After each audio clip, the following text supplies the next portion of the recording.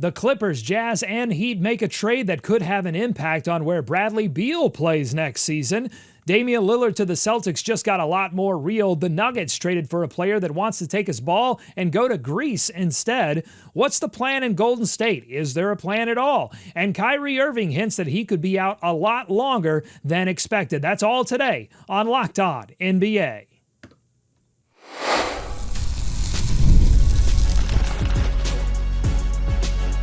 You are Locked On NBA, your daily NBA podcast. Part of the Locked On Podcast Network, your team every day. Welcome to Locked On NBA. Thanks so much for making us your first listen of the day. We are free. We are available wherever you get your podcast, part of the Locked On Podcast Network, your team every day. Today's episode is brought to you by FanDuel. Right now, new customers can get $150 in bonus bets when your first $5 bet wins. I'm Doug Branson, host of Locked On Hornets and your Shot Clock Sherpa, guiding you through the NBA's biggest stories every day with the help of Locked On's local experts. And I have two of the best with me, as always, from the Locked On Nuggets podcast and senior NBA writer for the Action Network. It's Matt Moore. Matt. Hope everybody's 4th of July weekend was good. If you celebrate, hope everybody's doing well, safe, and happy. We're glad to get back to it here for what should be a great week of Summer League action. I cannot wait for Summer League, Doug, because I'm a sicko.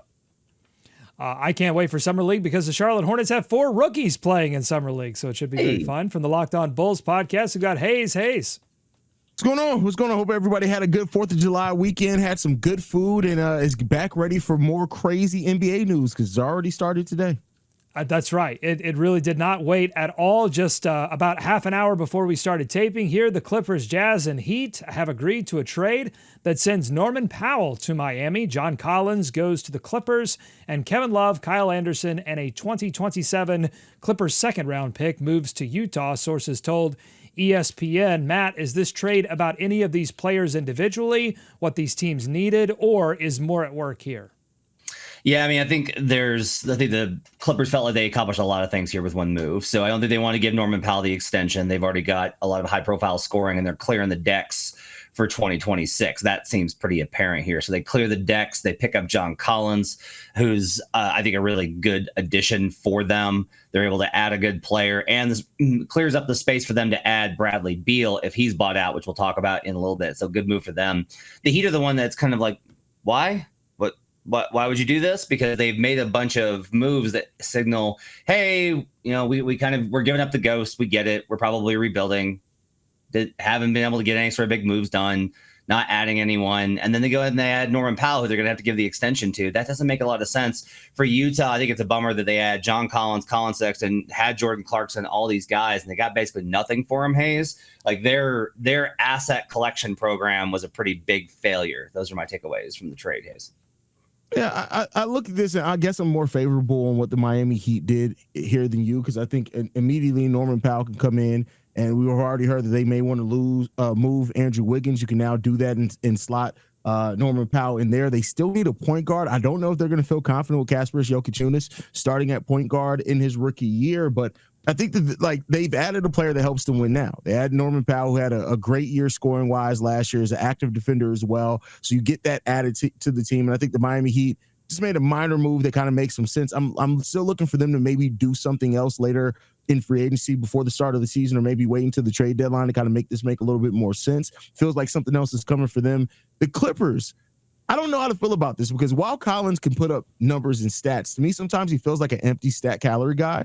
And I was kind of surprised to see that. I know that you said they didn't want to pay Norman Powell, which makes some sense, but it really feels like something else has to be coming for the Clippers as well. The Jazz are just out there jazzing, man. That's all I got to say on the Jazz. They're just out there jazzing. Well, Matt, I want to get your reaction to what the Jazz are doing. So they're obviously pivoting towards their young players. They moved Colin Sexton to the Hornets. Now they've moved Collins in this deal. They still have Lauri Markkanen. Do you expect Markkanen to remain on the roster, or do you feel like another team will make a move for him before they settle things? Yeah, it seems like a classic case of they're going to hold on to him too long, right? That they're going to try and be like, if you just hang him with us, we're going to get the guys, and then we'll be good to go. And then he's going to be like, no, I I'm tired of this. I want to go actually win somewhere. Time's a wasting. So I would expect Markkanen to get moved in the next year and a half. We'll see kind of what happens from there. One interesting question here is like, look, Kevin Love is not Kevin Love of a decade ago, right? But I think he's going to be a very popular candidate on the buyout market. I think the Lakers are going to be interested in him. I think the Nuggets are going to be interested in him if the Valanciunas thing continues to go sideways. Be very interesting to see what happens with K-Love, as he's still been productive in his minutes there for Miami for most of his career. I want to talk about the Golden State Warriors and the radio silence that we've heard from them in free agency and really the offseason in general so far. I would love a Kevin Love and Jimmy Butler reunion in Golden State just because they are comedy gold on Instagram together. So just for my selfish purposes, I would love those two to get back together. Let's talk about Bradley Beal. Beal and the Phoenix Suns are rumored to be working on a buyout that would make Beal available in free agency, maybe to those Los Angeles Clippers, and stretch his contract out over the next 5 seasons for the Suns. Haize, would this just be another team-building disaster for the Phoenix Suns to essentially stretch this contract out over the next 5 years the way we saw the Bucks do with Damian Lillard? No, I don't think it would be a disaster. I mean, you clearly don't want him to play for you next year. You're going to have to pay him the money regardless, right? Because it doesn't seem like he's at any point where he's going to consider waiving his no trade clause. And if I'm not mistaken, by doing this, it gets them under another apron, right? So like it gives them the ability to use their mid-level exception, something like that. So you actually gain a little bit of flexibility, maybe to get a player in there that you actually want on your roster. So I don't think overall, let's be clear here. Like, they are one of the picture-perfect examples of why the second tax apron is so dangerous. They just had a perfect storm of just things go wrong there. But if they can do this buyout and waive and stretch combination, I think it's probably the right thing for all parties involved, to be honest with you. Yeah, I mean, I think it's rough that the no trade contract made it such a difficult move for him, for them, right?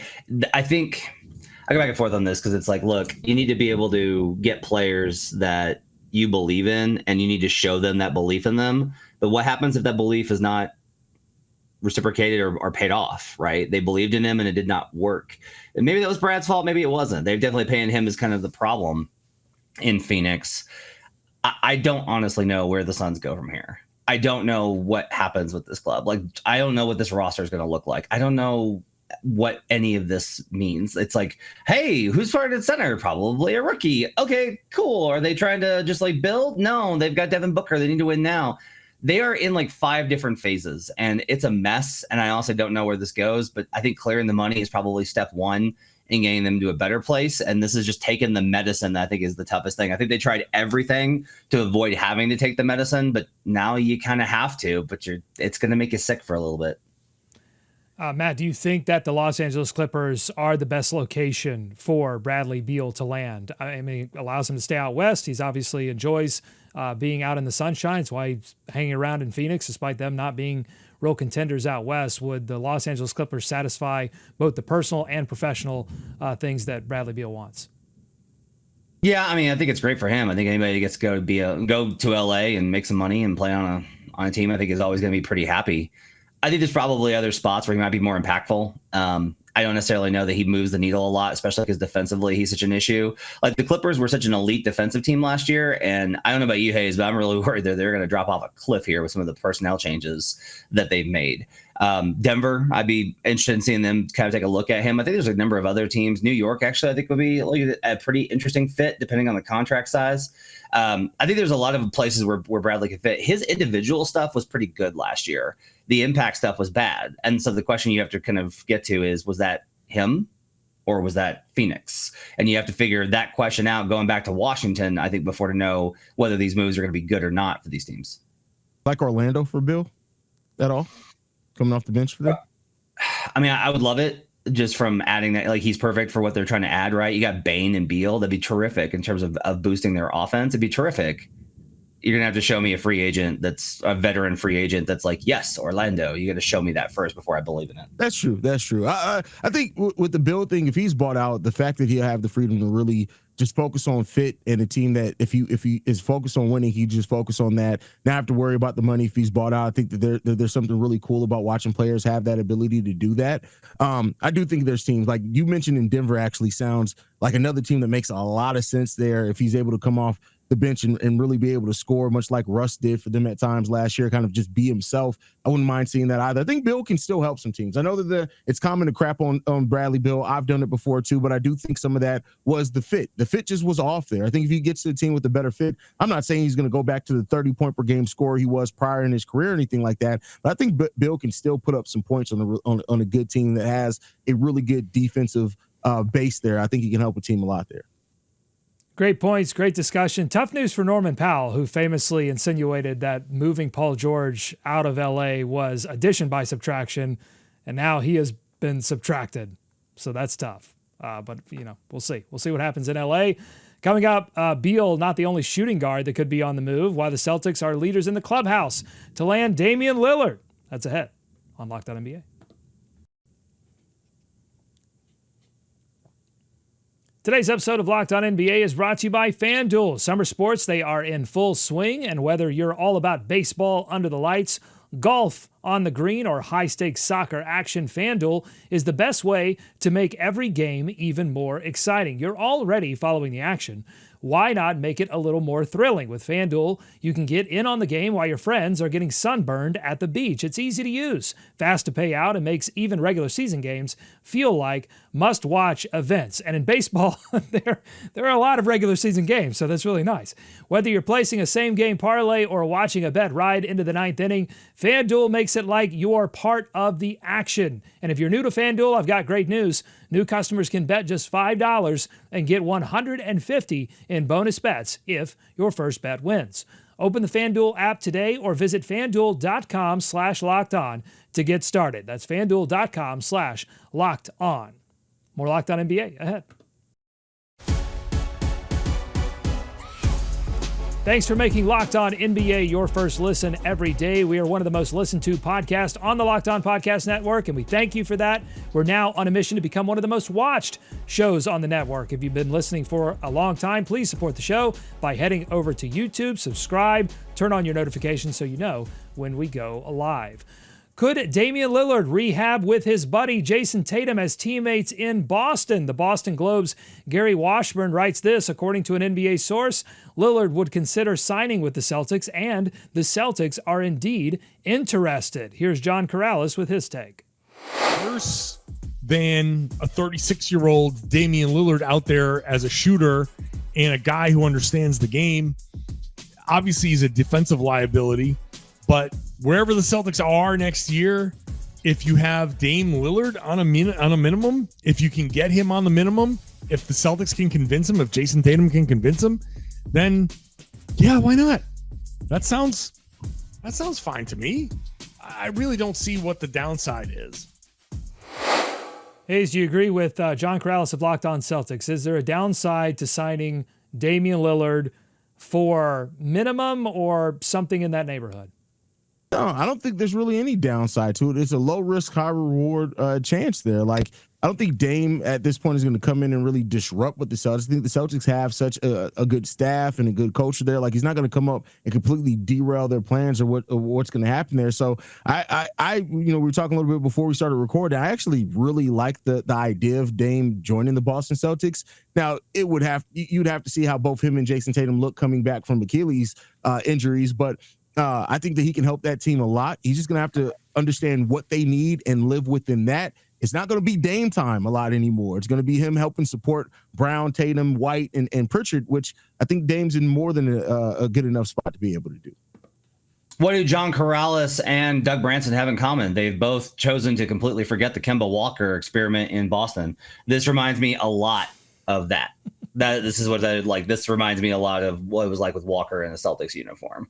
I just think that when you're kind of going for these type of moves, you're trying to jam it in. What are the Celtics going to be next year? Like, we have no idea. They have to rebuild this thing a little bit. Like, they have to build back up. But that's gonna be the fascinating thing that they do over the next 18 months is like, how do you, or year really, how do you build back up from having torn it down? You traded Drew, you traded Porzingis, you still have Brown and White.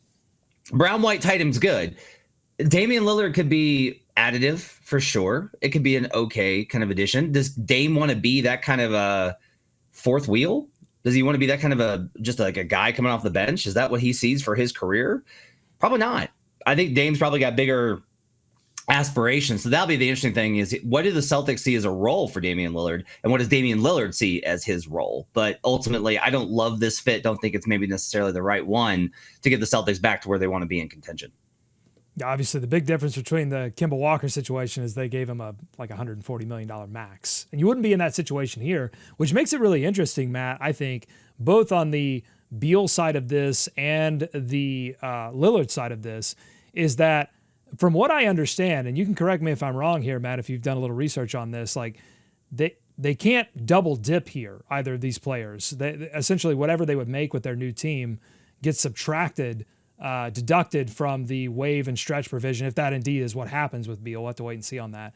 But for Lillard, it would essentially get deducted from what the Milwaukee Bucks were going to pay him anyway. And so it's not a double dip situation. So the idea that these players could sign for minimum contracts is not that ridiculous, although one wonders if the ego would get in the way of something like that happening. Yeah, and the year's part of it too. And you look at all those kind of mechanisms. I mean, if John's talking about a minimum, if Dame's like, yeah, I just want to play for a minimum for the rest of my contract, that's totally good. Cool. Awesome. Fantastic. Add him. If he's like, yeah, I'm totally willing to come off the bench. Yeah, that sounds great. That's where I'm at in my career.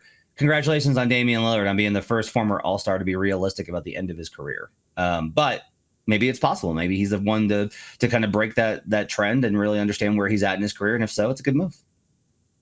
Hey, I think it'll help him, give him a second leg of his career. If he's just honest with where he is and what he can do to help a team and kind of focus on that. Like I said, the Dame time may be over. It may have to change. And if he can do that, I think there's a number of teams that he can help. Like Dame still has, well, say after the Achilles tail, but he still has stuff left in the tank. And I think, you know, with the Celtics, yeah, they have to reconstruct and rebuild that roster up. But like having a guy like Dame on a minimum contract, that's kind of the way that you do that if you can find those guys. So take a shot at it. All right, so we are in wait-and-see mode on both Damian Lillard and Bradley Beal. Unresolved situations there. It's kind of a theme for this show, unresolved situations, including for the team that Matt Moore covers, the Denver Nuggets, and a recent trade acquisition in Jonas Valanciunas. The Nuggets agreeing to acquire Jonas Valanciunas from the Kings, but Valanciunas is reportedly considering a return to Europe with a 3-year, €12 million net offer on the table from Greek powerhouse Panathinaikos. PBC for short, probably best to just say that, PBC. The deal not official as of yesterday, but reports are that it will go through no matter what, and the Nuggets have told Valanciunas they expect him to honor his deal. What's going on here, Matt? And should Denver be introducing this drama into their season already, or should they work on a buyout deal? Yeah, I mean, this is kind of the question. Here's the most interesting move about all this is that his agent is Jeff Schwartz, who represents a man named Nikola Jokic.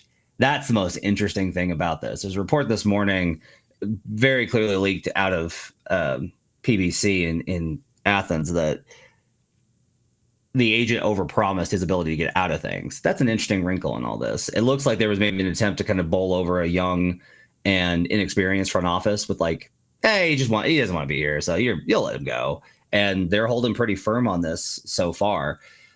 I have a hard time kind of seeing the upside of playing hardball here. You just wind up with a guy that doesn't want to be there in the locker room. He doesn't want to be in the country, like doesn't want to be in the nation in which he is playing, let alone the state, city, and team. So I kind of think there's probably a resolution coming down the pipeline for this. This has been he had considered this move last year.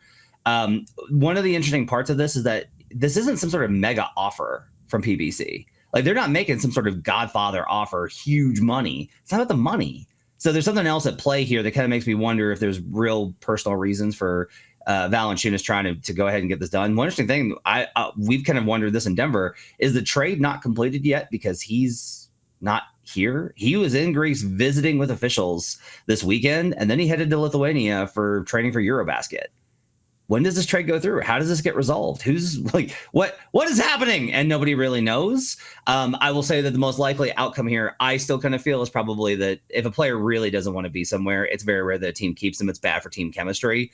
I'm not sure that playing hardball is the overall outcome. Now, if JV is more receptive than what the reports have been, that he's like, no, like it'll be fine. We'll get it sorted out. It's fine. I get it. You don't want to let me go. Then no big deal. But a lot of this does depend on what JV's attitude is going to be about trying to get out of this contract. He cannot play in Europe. He cannot play for PBC without a FIBA letter of clearance. He's got to get the situation sorted with the Nuggets. He cannot do this unless he gets a situation with the Nuggets and his contract sorted out. This is such a unique situation because you just don't. This isn't something that we commonly run into, right? Is that usually players want to stay in the NBA, especially while they have and they're getting paid really good money. But you can't knock somebody who wants to be closer to home, and it's much closer than playing over here. And so if that's really what Valanciunas wants to do, I don't think the Nuggets should hold him back. To Matt's point, like, you don't want to hold on to a player that doesn't want to be there. It rarely works out, right? Like the Utah Jazz just drafted a player that reportedly didn't want to be there, so they're starting that off. But like, right now, I think that they're saying the right thing as far as that they plan to have him under the contract, all that type of stuff, until they get a chance to sit down with them and maybe go over some things. But I do think this ultimately ends up, if his heart's in playing in Greece, that's where he'll be playing. Well, Haize, you make an interesting point. We don't see this a lot, but one wonders if we will see this more often as the NBA continues to reportedly be looking at expanding their presence in Europe. European basketball continues to grow in strength, and at the same time, CBA restrictions are forcing these trades of veteran players and restricting the moves and the money that teams can make. So one wonders, Matt, if we could see more of this. There's also... I'm going to step very lightly onto this ice. There will be considerations of things like U.S. policy towards immigration and things like the value of the dollar that are going to play into these conversations. I'm not saying a sort of statement anyway about those. I am simply saying those are going to be factors that can lead to more of these types of decisions being made. Speaking of decisions being made or really not being made, what's going on with the Golden State Warriors right now? There's no deal for Jonathan Kuminga. There's no deal for Al Horford yet. That's been much rumored. What's the plan? Let's go to Locked On Warriors to see if they have an answer. Still radio silence. We've heard nothing in terms of the Warriors signing anyone. Still need a big desperately. Kevon Looney, a New Orleans Pelican. We have not replaced him. What is the master plan? Why is Al Horford still not been announced as a Warrior? All of the reports that are out right now are that Al Horford is still seriously considering retirement. I think that's maybe the biggest option on the table after the LA Lakers signed DeAndre Ayton. There are reports that the Lakers are still interested in Al Horford, but I think certainly with Ayton now on the books, that is not as big of a need for them. And now there's, like you said, reports out there, the Denver Nuggets may be throwing their name in the hat. But I think that it's not a good indication for the Golden State Warriors if Al Horford is seriously considering retirement over one last run with a team that, in theory, or at least is trying to be championship contenders. Matt, have the Golden State Warriors completely bungled their plan to contend now and in the future? They were on 2 timelines before. Now it seems like they're on 0 timeline. I mean, they're going to say, no, like we got Jimmy Butler. Now we get a full year with Jimmy Butler. That's it. That's gonna be our big offseason addition was Jimmy Butler. And they'll just keep kind of going back to that. They'll get something for Kuminga or they'll get him back. So I don't know that getting Kuminga back is a plus there.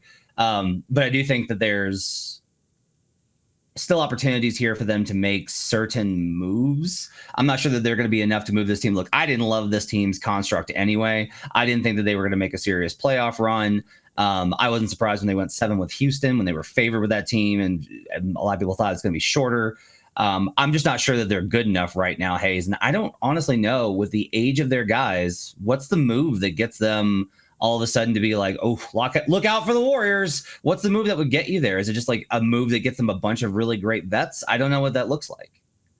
It doesn't matter. What did I say? This is the wild hog season for the Golden State Warriors. Keep what I'm going to say. It's just a bunch of old guys getting together, hanging out. That's really what this is. They're just hanging out. They're enjoying their time. They're going to win some games. They're going to be a tough team that's out. Like, I don't know if there's one move that I think clearly makes them a contender. I do think there are moves that definitely make them better, but I think overall they have to focus on figuring out what they're going to do with Kuminga. Until they figure that out, it doesn't matter. Like, I honestly, at this point, maybe keeping Kuminga is the best thing to do there. It's like almost every suitor that we've heard for Kuminga has fallen out one way or another. The last thing I read is that the Kings are still kind of the team that's most active in that, but they even gone cold a little bit. I don't know what the Warriors are going to really look like next season. I know it's going to be fun to watch. I just don't know what they're going to look like. All right, coming up on Locked On NBA, what are the Mavericks going to look like? Will they have Kyrie Irving for a late playoff push and into the playoffs, or will he be out the entire season? He gives an update to his fans via stream. We'll talk about that coming up on Locked On NBA.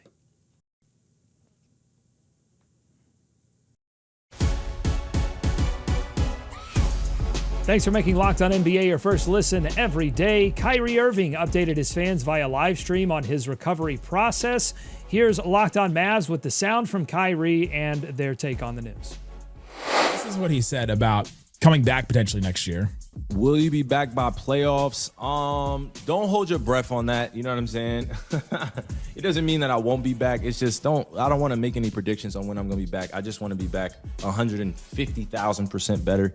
I saw a lot of people look at this and be like, oh, he's not coming back. Oh, it's done. Oh, the Mavs are cooked. To me, I look at it and say, all right, this is just him tempering expectations. And I loved the fact that they're not trying to rush him back, or at least the fact that Kyrie is not going to be rushed back. We literally saw that last year with Anthony Davis and with Derek Lively. They both got rushed back, and then Anthony Davis gets hurt again, and Lively has some issues too, and some deals with some things. And I like the fact that they're not rushing him back, because I think that would be the worst case scenario for the Mavs to rush him back, for him to get hurt again, and then it delays this, whatever this era is going to be again. Nick Angstadt there from Locked On Mavs. A lot of physical reactions from Matt Moore to a lot of what Nick had to say there. So Matt, I'll let you lead off. What's got you physically reacting in that way? I enjoyed the period of time after the Luka trade when Nick was so destroyed that he just had to be negative, snarky, and enter into the cold darkness that I exist in. And now he's back bathing in that warm sunlight of hopium, and we're back to, come on, man. Kyrie is not coming back this year. He's not coming back. You can be glad that he's not rushing it. Cool. You got lots of time with him. He's only going to be in his late 30s. It's fine. There is zero evidence in Kyrie Irving's career that he's the type of guy that's like, I'm coming back. We're going for the title. That's what we're going to do. And look, you could argue like, yeah, because it's a bad thing for his career. Sure, absolutely. Kyrie's not coming back this year. This is a gap year for the Mavericks, which makes their entire plan stupid. It makes them getting Cooper Flag extremely stupid. It makes this entire thing stupid as all get out. This team makes no sense. This makes zero sense. We're trying to set up for the future. We want to get Cooper Flag's illustrious career off to the right start. So he's going to be playing with a bunch of broken down 30-year-olds with dead cap Kyrie Irving rehabbing and D'Angelo Russell as his point guard. Good God, man. This team is a train wreck, which is pretty rare to say for a team that lands the number one pick. Kyrie Irving, 33 years old, just signed a $119 million deal with the Mavericks that I think runs until he's 35 or 36. Haize, if Kyrie does sit out the entire season, how much does it reset how you think about the Mavericks in the West this upcoming season? I mean, I don't think it really changes too much about how I view them in the West. I think they're going to be a tough team regardless. And I think, they have a nice team that can still compete while Cooper is developing and learning. And I think that's sometimes the best for player when they're coming in and learning under structure. And he doesn't have to come in and be the guy right away. So I think that's really good for Cooper to have kind of a solid roster around him. And that's what they have. But I don't have them in the upper echelon of the West. I think, depending on matchup, maybe they can make it out of first round, but I don't see them going far. They're going to be a tough team that is going to have some injury concerns that we're going to look at and say, hey, Anthony Davis is good when he's on the court, but how often is he on the court? The same thing we do every single year. So I think they're going to be tough. I think they're going to be fun to watch, but I don't have them as doing anything spectacular next season. Totally agree, except for the part where they're going to be good and fun to watch. This is D'Angelo Russell, Klay Thompson, Cooper Flag, AD, Derek Lively is the projected starting five. You want to throw PJ Washington in there and move Klay to the bench? Fine. Like, what is this team? How good is this team going to be? Like, what are we talking about here in the Western Conference? With AD at this age? With Klay at this age? After all these injuries? What are we talking about here? Is it more likely that they wind up with a top 4 seed or a lottery spot, Haize? Ooh, that's a great question. I would say more likely a lottery spot than the top 4 seed. But maybe there's one to get the number 1 pick again. I was going to say, no, but you stole it. You stole my show. I was going to say, it's probably more likely they just get the number 1 overall. Can you pick. imagine how insufferable Nico Harrison would be if he gets the number 1 pick in back-to-back drafts? Fortune favors the bold. I want Matt. I want your opinion on something that Haize insinuated there in his response. That this might be a little bit of sneaky good news for Cooper Flag if Kyrie sits. I mean, it would give him a chance to, just be a little bit more front and center. Or does it make his rookie year tougher? You think not having somebody that can take attention away, can pass the ball like Kyrie can? Yeah, I don't think it's good because Kyrie's not a selfish player at this point in his career. He's not like gunning for his own stuff, right? Like he's willing to defer, he's willing to play make, and he has an investment in helping out young guys.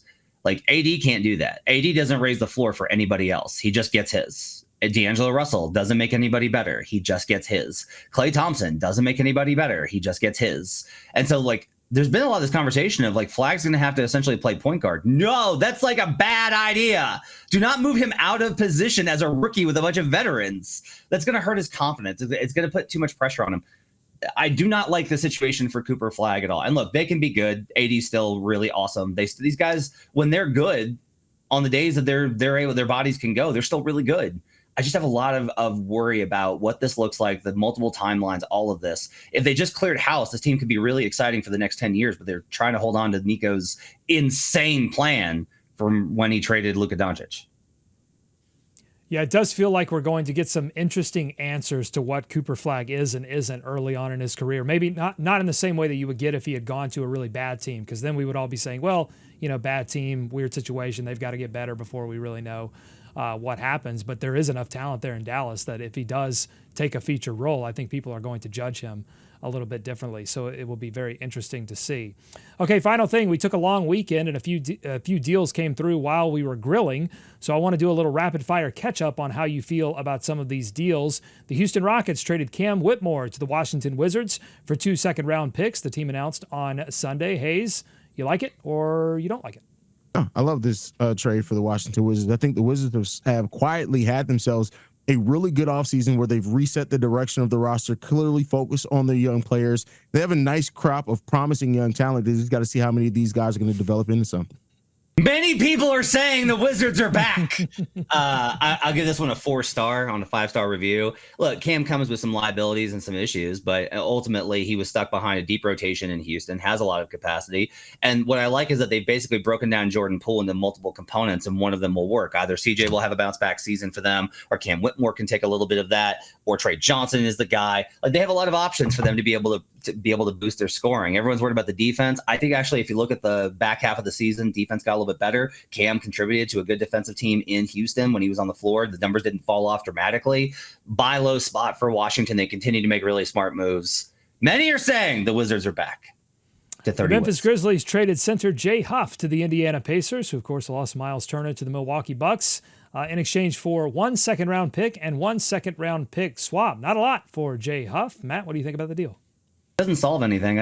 Jay's a fine rotation player. It's fine. It's fine value for him. I'll give it like a 3 stars. It's fine. Gives you a little bit more value. But like Thomas Bryant, Jay Huff, Isaiah Jackson, that's the starting or the lineup rotation.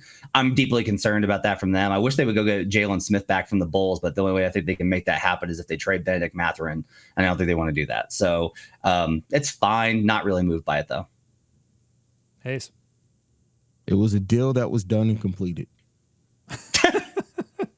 Is that 3 stars? Is that 2 stars? What number of stars is it? It was a deal and it was completed. 2.5 stars. There you go. Okay, great.